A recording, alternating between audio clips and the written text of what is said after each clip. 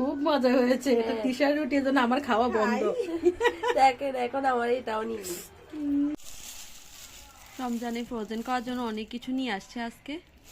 আর এটা কি মিষ্টি আলু? হ্যাঁ, মিষ্টি আলু নিয়ে আসছি। মিষ্টি আলু অনেকদিন পর পাইছি, অনেক খোঁজাখুঁজির পর আজকে দেখলাম যে মিষ্টি আলু, তাই 1 কেজি নিয়ে আসলাম। কেমন হয় জানি না, ভালোই হবে মোটামুটি আর কি।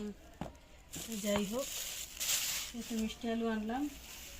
আর আমার সবচেয়ে বেশি প্রিয় দরকারি। জিনিস। হ্যাঁ, এটা আম্মু রমজানে ফ্রোজেন করে রাখবে টমেটো গুলো। আমি লাল টমেটো খুঁজেই পাইতেছিলাম না। আজকে আমি 40 টাকার টমেটো 50 টাকা দিয়ে আনছি, একটু বেশি করে আনছি, 50 টাকা দরে আনছি, শুধু একটু লাল হওয়ার জন্য। সবগুলো লাল টসটসা টমেটো বড় বড় দেখে আনছি। আর সাথে আবার এই যে তৈরি করার জন্য সিমের বিচিও নিয়ে আসছি। সিমের বিচি আসছি। পেঁয়াজ, আমাদের দেশি পেঁয়াজ, এটা আমাদের দেশি পেঁয়াজ। লোকটা আমারে কি বলে জানো?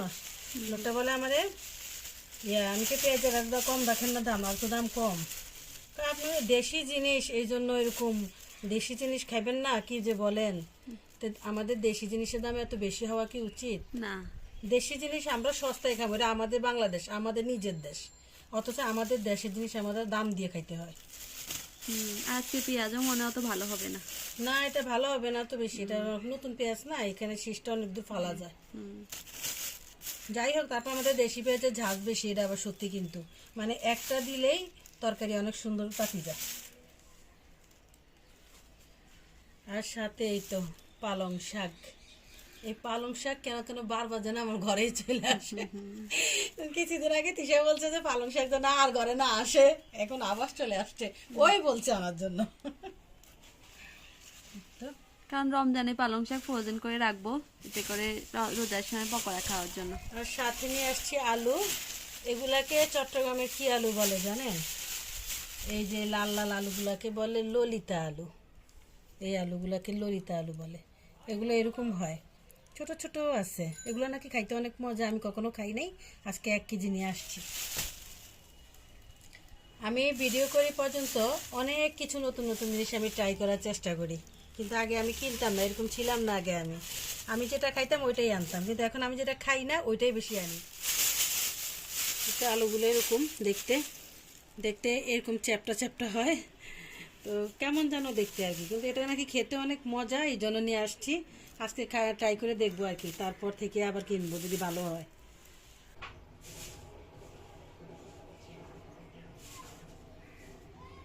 নিয়ে আসছে অনেকগুলো মাছ নিয়ে আসছে। এখানে অনেক ধরনের মাছ আছে, এক রকমের মাছ না। তো এগুলো হচ্ছে, এগুলো কি জানি পাবদা মাছ না, এগুলো হচ্ছে পাবদা মাছ। আর পাবদা মাছগুলো অনেক বড় বড়ই আছে। আর এগুলো হচ্ছে কি মাছ দেখেন, এগুলো আপনাদের এখানে কি বলে? এই মাছগুলো খেতে কিন্তু অনেক মজার হয়। এগুলো হচ্ছে কেউ বলে ফিরিঙ্গি মাছ, আবার কেউ বলে চেওয়া মাছ। তো আমাদের দেশে চেওয়া মাছই বলে। এই চেওয়া মাছগুলো আমি মনে হয় এই 20 বছর খাই না। এই 20 বছর পর আজকে আমার হাজবেন্ড নিয়ে আসছে, তো এখন এগুলোকে রান্না করব। সবগুলো মাছ আমার এখন কুটতে হবে, কারণ সবগুলো আকুটা মাছ নিয়ে আসছে। আমি নিয়ে আসলে তো একটু কুটে কাটে আনি, কিন্তু ও আকুটা মাছ নিয়ে আসে। আর ছোটো মাছ তো এমনিও কুটে দিবে না, কি আর করা।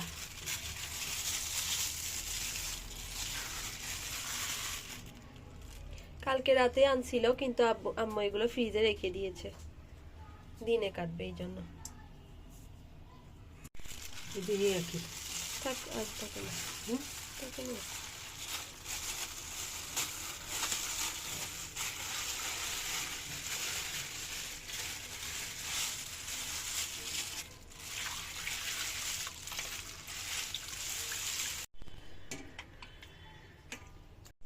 কালকে রাতের বেলায় নিয়ে আসছে মাছগুলো। আমি আসলে রাতে মাছ আনা একদম পছন্দ করি না, তো এখন তো বাচ্চারা বড় হয়ে গেছে, এই জন্য এখন রাতের বেলাও মাঝে মাঝে মাছ নিয়ে আসে। আগে ভয়েও আপনাদের ভাইয়া আনতো না মাছ। এতগুলো মাছ কাটতে তোমার অনেক সময় লাগবে। হ্যাঁ লাগবে, কিন্তু কুইটা রাখলে না তো মানে সুবিধা, যখন ইচ্ছা তখন বের করে রান্না করা যায়। আর না কুটলে তো এগুলা পরে রান্না করতে গেলে অনেক প্যারা লাগে, ভাল লাগে না। আর মাছ কোটাটা আমার একদম পছন্দও না। এতগুলো হয়েছে, আর এগুলো সব এখন কিছুক্ষণের মধ্যে আমি পরিষ্কার করে নিবে, কিছুক্ষণ পরে আপনাদের সাথে আবার শেয়ার করব। তো সবগুলো মাছ পরিষ্কার হয়ে গিয়েছে। আর এই যে আমি ভাগ করে নিয়েছি, আর এগুলোকে আমি এখানে রেখে দিছি এক বাটিতে, তার উপরে একটা পলিথিন দিয়ে তারপরে বাকিগুলো রাখছি।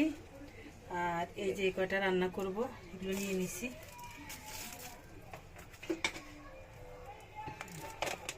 রমজানের জন্য আমরা বেগুন ফ্রোজেন করেছি, কিছুক্ষণ আগে আপনারা দেখতে পেয়েছেন। আর এখন আমরা ধনেপাতা চাটনি বানাবো, আর ওটাও ফ্রোজেন করে রাখবো। এই ধনেপাতা চাটনিটা কিন্তু অনেক খেতে মজার হয়, আর আম্মা একদম ফ্রেশ ফ্রেশ ধনেপাতা নিয়ে এসেছে কালকে বাজার থেকে। হ্যাঁ, আমার কাছে অনেক ভালো লাগছে, আর কালারটাও খুবই সুন্দর এখন। তো এখন যদি এগুলো আমি চাটনি বানিয়ে রাখি, রমজান পর্যন্ত খেতে পারবো। ধনেপাতাগুলো এখন ধুয়ে নিচ্ছি। এগুলো অনেক বালু আছে, তো বালুগুলো ভালো করে পরিষ্কার করে তারপরে এগুলোকে সিদ্ধ করব।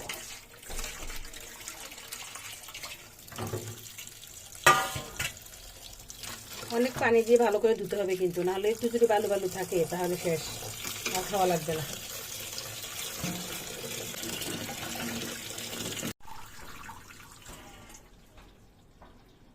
এখানে দেখতে দেখা যাচ্ছে অনেকগুলো ধনেপাতা, কিন্তু অল্প একটু হয়ে যাবে।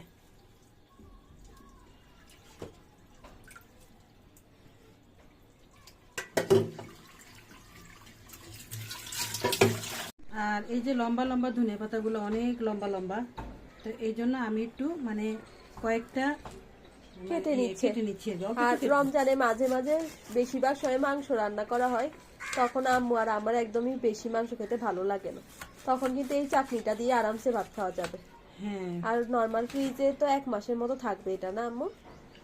অবশ্যই থাকবে। আর দ্বিতীয় যেহেতু কথা, সরিষার তেল দিয়ে বানাবো তো হ্যাঁ, কিন্তু আমাদের মনে হয় না রমজান পর্যন্ত থাকবে। হ্যাঁ, আমরা খেয়ে শেষ করে ফেলব। আর সমস্যা নেই, মাত্র 20 টাকা ধনে পাতা। আরো ধনে পাতা আনলে বানিয়ে রাখতে পারবো। এখন এটা কেটে একটু টুকরো টুকরো করে নিচ্ছি। আর ধনে পাতা খাওয়া শরীরের জন্য অনেক ভালো। হয়ে গেছে। এই তো ধনিয়া পাতার এখন চাটনি বানাবো, যে তার জন্য একটু সিদ্ধ করে নিলাম, আর সাথে কয়েকটা কাঁচামরিচও দিয়ে দিয়েছি যে বেশি করে ঝাল হওয়ার জন্য।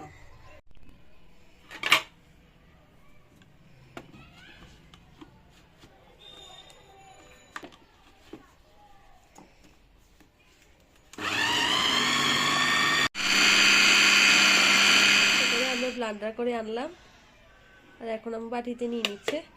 কারো যদি স্টিলের ব্লান্ডারটা না থাকে তাহলে এই চাটনিটা বানাইতে যাবেন না, অনেক ঝামেলা হয়ে যায়। হ্যাঁ, আমি তো বুঝতে পারি নাই, তো ওই জন্য আমি নিয়ে আসছি। কিন্তু আমার এখন মানে আমি চিপার ভিতরে পড়ে গেছি, যে বানাইতে সব রেডি করছি, অথচ এখন হচ্ছে না। তো যাই হোক, অবশেষে আমি করতে পারলাম, তো অনেক কষ্ট হয়েছে আর কি।